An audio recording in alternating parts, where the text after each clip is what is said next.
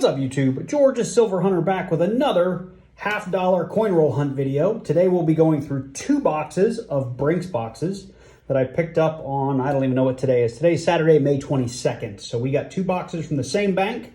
I've already taken the liberty to open these coins like I do oftentimes. And I've already checked the top section here, or the top rack, if you will. I don't see any silver proofs, NIFCs, anything like that. So we're gonna jump right into these rolls and I will bring you in at our first find.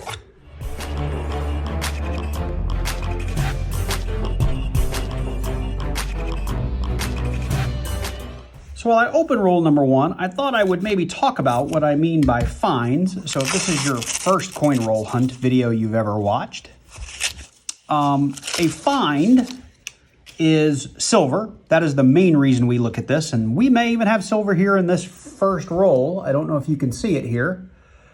Silver is going to have a very gray or silver edge on it. I'm going to check it right now because it'll be really cool if our first roll has silver in it as I'm explaining what we're looking for. Look at that. 1968, 40% silver. How awesome is that? So anyway, I guess to finish my explanation, we are looking for silver. That is what we want. So anything 1965 to 1970 would be 40% silver. The 1970 was only done in mint sets. So I have never personally found a 1970.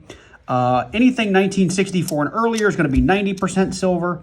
And then we are going to look for NIFCs, which are 1987, anything from 2002 and newer, as well as a lot of common error coins and variety coins that are things like the 1971D double die obverse or the 1982P no FG.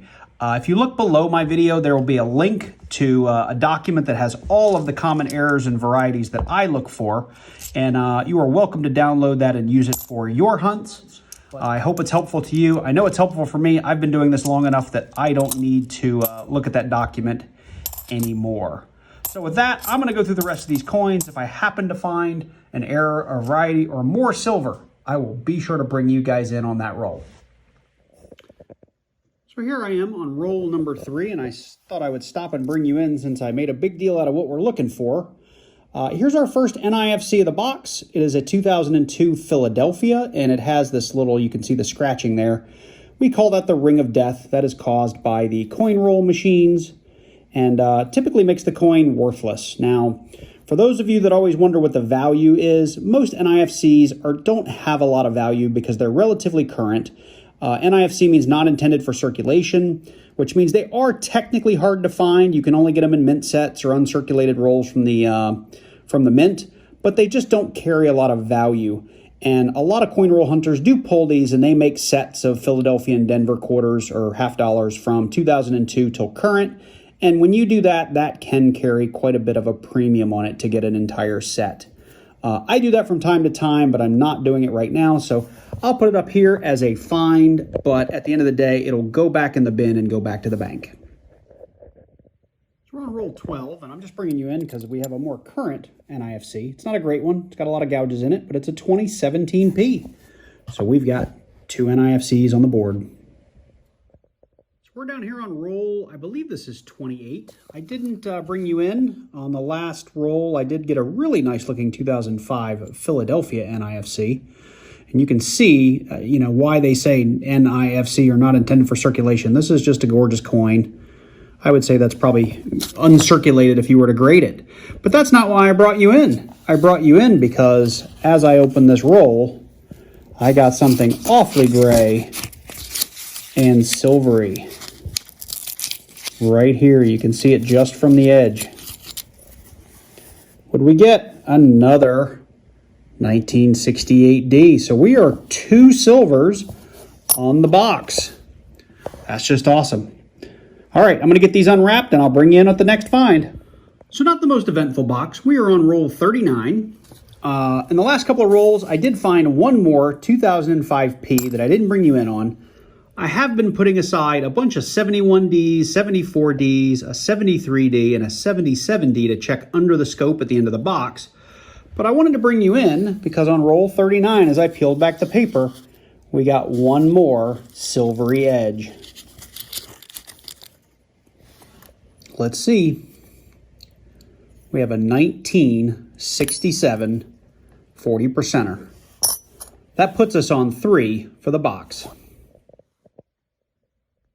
So we're on roll 43.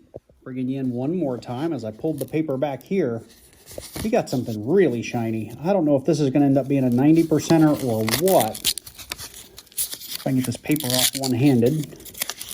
I don't know, we might have 2. Let's see here. Let's start with this one. Is that just a faker? Nope. We got a 1968 Philadelphia. That's not even the one I was going for. It just kind of jumped out at me. It looks a little like a clad, but it's a 40%er. And I was able to get to this guy. Just see how shiny that is. That could be a 90, but it could be a 40 in disguise. So there's no D on the back, so it's not a 1964. It's just another 1968 Denver. I'll take it though. That's 5 silvers on the box. We're on roll 47, and this box just doesn't want to stop producing. Just peeled back the paper, and look what we have. One more really silvery edge. We have a 1966 Philadelphia. So right up there with our 67 and our 468s. This has turned out to be a fantastic little box.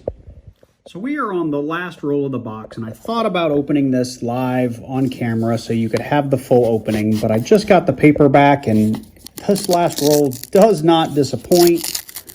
We have at least 2 silvers in here. Let's have a look. Another 1967 Philly. And a 1966 Philly. That puts us up to 8 silvers on the box. I will take this all day long. So I'm going to do kind of a mini recap right here. We did also find in the next to last roll a necklace coin, which we find in almost every box. And we did have the 4 other NIFCs.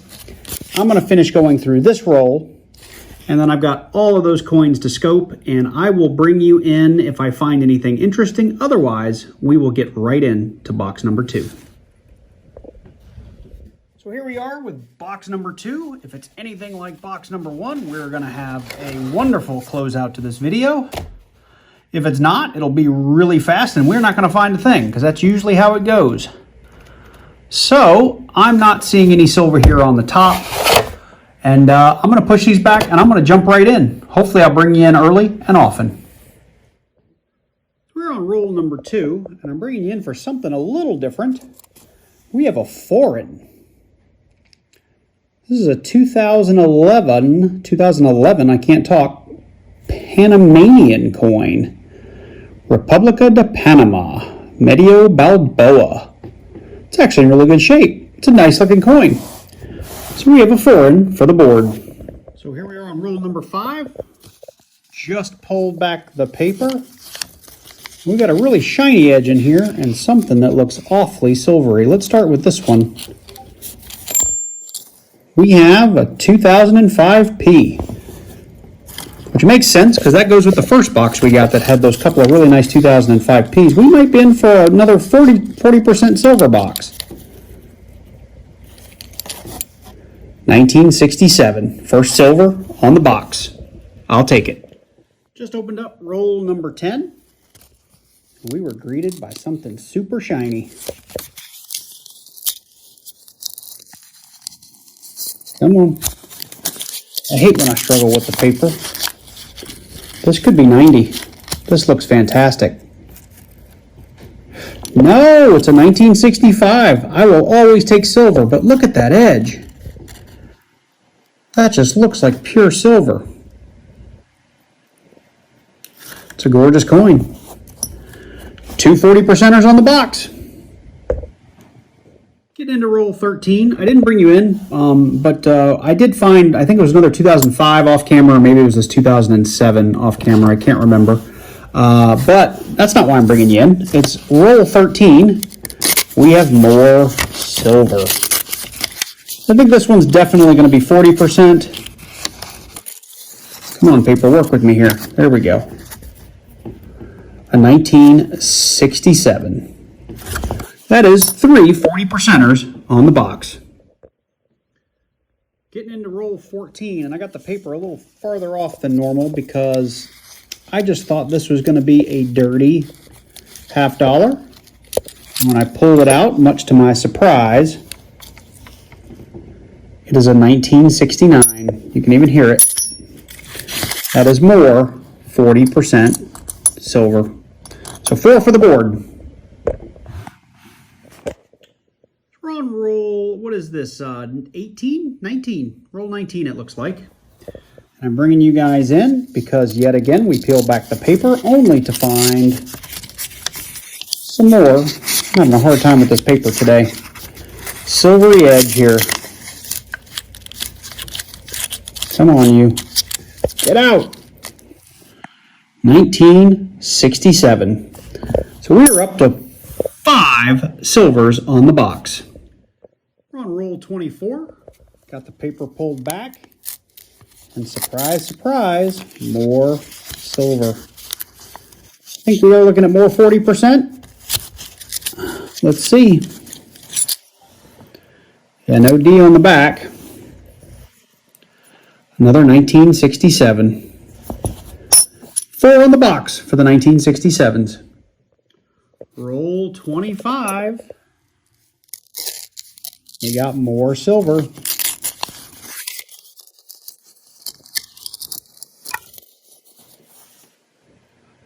$19.69. So that gives us 2 1969s on the box. So the bottom rack of this box was not that great. We did pick up a couple of 2005 NIFCs. We did pick up 2 necklace coins, or maybe it was just 1. I can't recall. I didn't bring you guys in because honestly, finding NIFCs after finding all of the silver is way cooler, so I just kind of skipped it. For the second box, we did find this pretty cool Balboa. I usually hang on to these because I think they're pretty neat. It is clad. It is not worth any real money here in the U.S., but I just think they're neat, so I hang on to them. To take us back to the first box, we did have 8, I believe, other 40% silver. So on the 2 boxes, we had 8 plus 7. So we had 15 40%ers, which is not bad at all. A lot better than my Loomis box hunt earlier in the week. Anyway, with that, if you made it to the end of this video, I hope you enjoyed it. If you wouldn't mind, look down below, click that like button, click that subscribe button, click that bell so you get notified every time I release a new video, and leave me a comment. I'd love to hear from you. With that, take care, and I look forward to seeing you in the next video.